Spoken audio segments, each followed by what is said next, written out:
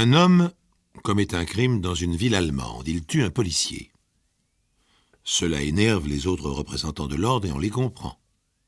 Tous se jurent de venger leurs camarades. C'est facile, car ils ont le portrait robot du criminel. Ces jours sont donc comptés. « Haut les mains, c'est un hold-up !» Dans la petite banque de Munich, tous les clients se sont figés. Les employés derrière les guichets n'osent pas bouger eux non plus. Celui qui vient de les glacer est un homme d'environ 40 ans, peut-être moins, les cheveux plats, bien peignés, vêtus d'un imperméable verdâtre. Rien ne le distingue vraiment du tout venant, à part le revolver qu'il tient à la main. Il n'a pas l'air de plaisanter. Le revolver non plus. « Allez, l'argent, vite! Dans le sac! Que personne ne bouge! Tout le monde couché par terre! Sauf vous, la caissière !» On dirait quelque part qu'il improvise. En tout cas, tout le monde se couche au sol. Au fond, derrière le comptoir, le responsable de l'agence a un geste malheureux pour atteindre le bouton qui pourrait mettre l'alarme en route. Une balle du vilain revolver lui perfore le bras. « Et encore, je suis de bonne humeur !» La caissière attrape tous les billets qui se trouvent devant elle, justement ceux qu'elle avait comptés pour un client, et les beaux marques se retrouvent au fond du sac de cuir fauve que l'homme a apporté. « Est-ce qu'il y a dans le tiroir ?» Mais c'est tout. La caissière, d'un coup de genou, a réussi à fermer la caisse. Heureusement pour elle, le malfaiteur n'a pas vu son intervention. Il aurait pu lui loger une balle dans le crâne. Mais le premier coup de feu, celui qui vient de blesser le chef d'agence, a été entendu de l'autre côté de la rue, par des passants. Il s'empresse d'avertir un agent en uniforme. On dirait qu'on vient de tirer un coup de feu dans la Deutsche Bank. L'homme se précipite, en dégrafant l'arme qu'il porte au côté. On n'est pas encore à l'époque des walkie-talkies et il ne prend pas le temps de téléphoner au poste central. Un marchand de saucisses bâille au corneille devant sa porte, le policier qui s'élance vers la banque lui crie « Appelez la police !» Mais au moment où il arrive devant l'entrée de la Deutsche Bank, le braqueur sort avec son sac de billets sous le bras. Sans hésiter, le voleur tire et le courageux policier s'écroule une balle en pleine tête. L'autre prend la fuite dans la rue encombrée et s'engouffre dans le métro. C'est l'heure de grande affluence. Il se perd dans la foule. Au quartier général de la police, quand on apprend que le collègue Émile Müller vient d'être abattu, c'est la consternation.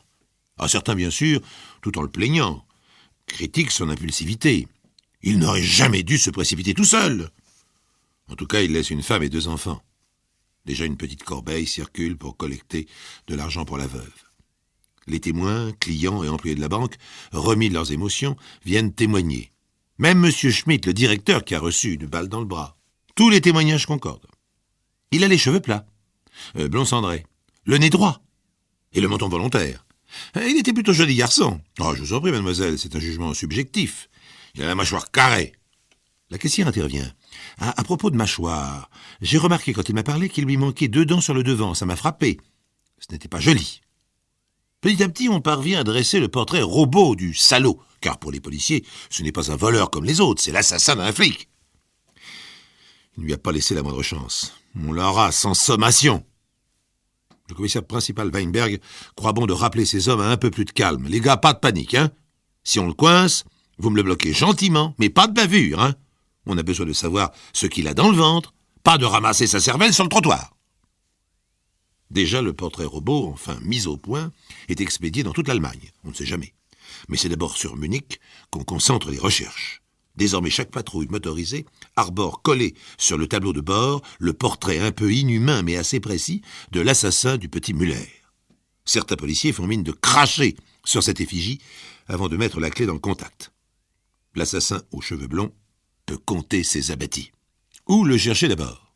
Tout le quartier qui avoisine la gare centrale est passé au peigne fin et toute sa population interlope s'agite un moment comme des fourmis qu'un coup de pied a dérangé. Mais rien. Apparemment, le meurtrier n'appartient pas au milieu. « Regarde! Là-bas, c'est lui !» Dans la voiture, l'agent Kramer et l'agent Steiner n'en croient pas leurs yeux. En effet, à quelques mètres devant leur voiture, qui circule à toute petite vitesse, un homme avance vers eux. Il tient un gros sac à la main et il est vêtu d'un imperméable verdâtre. Kramer et Steiner regardent le portrait qui est collé sur le tableau de bord, et cela ne fait aucun doute. C'est lui, c'est le salaud! Même mâchoire carrée, même sourcils qui se rejoignent presque. La taille correspond aussi, et l'allure du bonhomme vient confirmer leur impression première. Il a l'air d'un homme aux abois. Pas facile de se planquer quand on vient de dévaliser une banque et que votre portrait est affiché dans tous les guichets des chemins de fer. La voiture s'arrête, Et l'individu surpris s'arrête aussi. Steiner saute du véhicule, le revolver à la main. « Oh les mains! Tu es fait, rends-toi !» L'inconnu a un mouvement de recul. Il porte sa main droite à l'intérieur de son manteau. « Ah mon salaud! Tu crois que tu vas nous flinguer, nous aussi, comme Muller ?» C'est Kramer qui vient de pousser son coup de gueule et il décharge son arme sur l'homme qui s'écroule de tout son long sur le trottoir humide de pluie. Déjà des visages apparaissent aux portes des bars. Les enseignes au néon donnent à la scène des airs de music hall. « On l'a eu, le salaud !»« Il a tué un de nos collègues !» lance Kramer au badaud. Sur la radio du bord, Steiner prévient le bureau central. Il est moins enthousiaste. « On vient d'intercepter le suspect. C'est certainement le gars qui a descendu Muller. »« Bien reçu. Vous l'avez bien cravaté ?» C'est-à-dire, il y a eu un pépin. Il a voulu nous flinguer et Kramer l'a allumé. Il a eu son compte. « Scheisse !» Le juron sert de commentaire au chef. Malheureusement, quand une autre voiture arrive sur les lieux de l'interpellation, les choses ne sont plus aussi brillantes. L'homme abattu n'a rien à voir avec le détrousseur de banque. C'est un honnête père de famille, Helmut Gross, représentant de commerce. C'était un représentant, car la balle de Kramer, reçue en plein cœur, vient de mettre un terme à sa jeune carrière. Bien sûr, la ressemblance avec le portrait robot est étonnante. Mais une enquête rapide l'innocente, trop tard, hélas. La veuve, quand on l'interroge, tient un orphelin dans ses bras, tandis que le petite fille s'accroche à sa jupe. Elle est formelle, malgré ses larmes. Au moment du hold-up, il participait à une réunion professionnelle de sa société. 100 personnes l'ont vu. Il a même pris la parole. Le sac de cuir fauve, d'un modèle assez courant, n'a fait que renforcer l'impression. Le mouvement de la victime vers sa poche intérieure était un geste réflexe pour présenter ses papiers aux agents de la force publique. C'est la bavure dans toute son horreur. Ah, décidément, ce salaud a de la chance. Les policiers sont furieux de la mort du petit Muller et vexés de cette méprise dont la responsabilité retombe sur toute la profession. Désormais, il faut coûte que coûte arrêter le détrousseur de banque. Dans Munich, hors de Munich, hors des frontières s'il le faut. Le lendemain, à l'hôtel Grunwald, une clientèle cossue se presse dans les salons, c'est l'heure de l'apéritif. Les hommes d'affaires rentrent pour prendre une douche et se changer avant de dîner. Les voyageurs et les touristes fatigués par la visite des musées et des églises baroques soufflent un peu en parcourant les quotidiens. Erreur tragique, dans le quartier de la gare centrale. Un honnête père de famille est abattu par les policiers. Et tout à côté, une nouvelle fois, le portrait robot du meurtrier. C'est le moment où un homme sort de l'ascenseur. Il jette un regard dans le hall et s'installe dans l'un des fauteuils Chesterfield. Ses yeux ne quittent pas la porte à tambour par laquelle les clients et les visiteurs entrent et sortent. Pas de doute, il surveille l'entrée. Aurait-il quelque chose à se reprocher?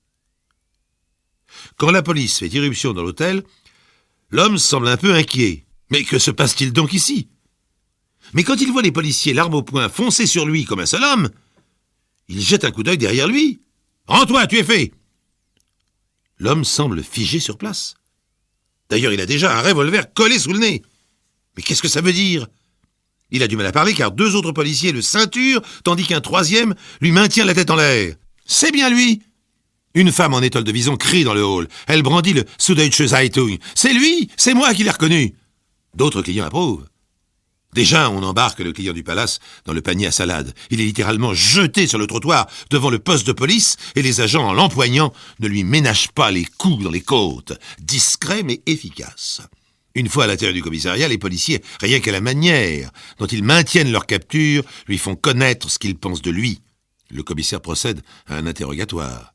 Le suspect prétend se nommer Bernhard Falsberg. Je suis arrivé ce matin même de Dortmund et j'attendais tranquillement une relation d'affaires pour aller ensemble déguster quelques bières au Biergarten. Le policier Weinberg n'a pas l'air convaincu. Et en admettant que cet homme se nomme bien Bernhard Falsberg, qu'est-ce qui l'empêchait d'avoir commis le hold-up? Soudain, un détail attire son attention dans le rapport des témoins. Quelque chose qui n'apparaît pas sur le portrait robot. La déclaration de la caissière. D'un bond, Weinberg est à côté de Falsberg. Il lui demande poliment « Voulez-vous ouvrir la bouche ?» L'autre, qui a été assez maltraité depuis le début de la soirée, ne comprend pas. « Ouvrez la bouche, je vous prie. » Falsberg ouvre la bouche d'un air imbécile. Vous permettez? Weinberg, comme s'il examinait un cheval sur le champ de foire, lui soulève délicatement la lèvre supérieure. Mais bande de crétins, ce n'est pas lui, il a toutes ses dents. Regardez vous-même. Et il maintient la lèvre supérieure de Falsberg soulevée, jusqu'à ce que tous les hommes du poste aient pu constater que le suspect exhibe malgré lui une denture parfaite et de très belle qualité, en contradiction avec la déclaration de la caissière. À propos de mâchoire, j'ai remarqué, quand il m'a parlé, qu'il lui manquait 2 dents sur le devant. Ça m'a frappé, ce n'était vraiment pas joli. Excusez-nous, mais vous avez été victime d'une ressemblance frappante avec le meurtrier d'un policier, qui de plus est l'auteur d'un hold-up. Sa photo a été diffusée par la presse, et tenez, constatez vous-même, c'est votre portrait tout craché. Falsberg est bien obligé d'admettre la ressemblance entre lui et l'ennemi public numéro 1. C'est tragique. Que vais-je faire? Je ne peux tout de même pas me promener dans les rues avec un badge à ma boutonnière. Veuillez me laisser en paix, je ne suis pas l'ennemi public numéro 1. Non, c'est certain, mais pour les jours qui viennent, jusqu'à ce que nous arrêtions le vrai coupable, je vous conseillerais de vous tenir un peu à l'écart des lieux publics. Mais c'est impossible. Nous avons la foire du livre très bientôt, et il faut absolument que je figure sur le stand de la maison d'édition que je représente. J'avoue que c'est fâcheux. Mais j'y pense. Si l'auteur que j'attendais ce soir ne s'est pas manifesté, c'est certainement à cause de ce foutu portrait robot. Il m'a reconnu lui aussi, et il a pensé que je voulais sans doute l'assassiner pour lui voler sa montre. À cet instant, la porte du commissariat s'ouvre, et un homme, coiffé d'un feutre mou, entre avec prudence dans le commissariat. Ses yeux sont dissimulés derrière d'épaisses lunettes noires, très insolites à cette heure tardive. « Je voudrais parler au commissaire, c'est très urgent. » Un agent qui le regarde, d'un air soupçonneux, répond « Asseyez-vous ici, je vais le prévenir. » En entrant dans le bureau du commissaire Weinberg, il glisse à un de ses collègues « Quelle soirée ! Voilà encore un Gugus qui joue les espions, arrivant directement de Moscou. » Le commissaire Weinberg vient examiner le visiteur sous le nez. « Puis-je vous demander votre nom ? » ?»« Mais certainement. Je m'appelle Augustus Brauner, je suis professeur de piano et je demeure à Munich, au 74 Türkenstrasse. Vous vous promenez toujours camouflé comme ça ? Non, justement. Mais aujourd'hui c'est spécial, tenez, regardez. » Et Brauner enlève son feutre mou, ses cheveux plats et blonds apparaissent. Quand il enlève ses lunettes de soleil, Weinberg est atterré. Brauner, lui aussi, est le sosie du portrait robot diffusé par le Süddeutsche Zeitung. Et il ressemble, comme 2 gouttes d'eau, à Bernhard Falsberg. 2 copies conformes du même modèle tout venant. Enfin, pas vraiment 2 copies, mais la ressemblance est suffisante pour induire tout le monde en erreur et pour servir de cible à un policier nerveux. Vous m'excuserez, demande Weinberg, mais je vais quand même être obligé de vous poser quelques questions. Par exemple, que faisiez-vous lundi vers 11h30 au moment du hold-up sanglant de la Deutsche Bank ? Oh, et puis non. Faites-moi donc voir vos dents, ce sera plus simple. Tandis que Brauner montre ses canines et ses incisives, un agent découragé lance à haute voix la question que tout le monde se pose. Vous croyez qu'il va y en avoir encore beaucoup comme ça ? Et à l'heure où je vous parle, eh bien l'assassin court toujours.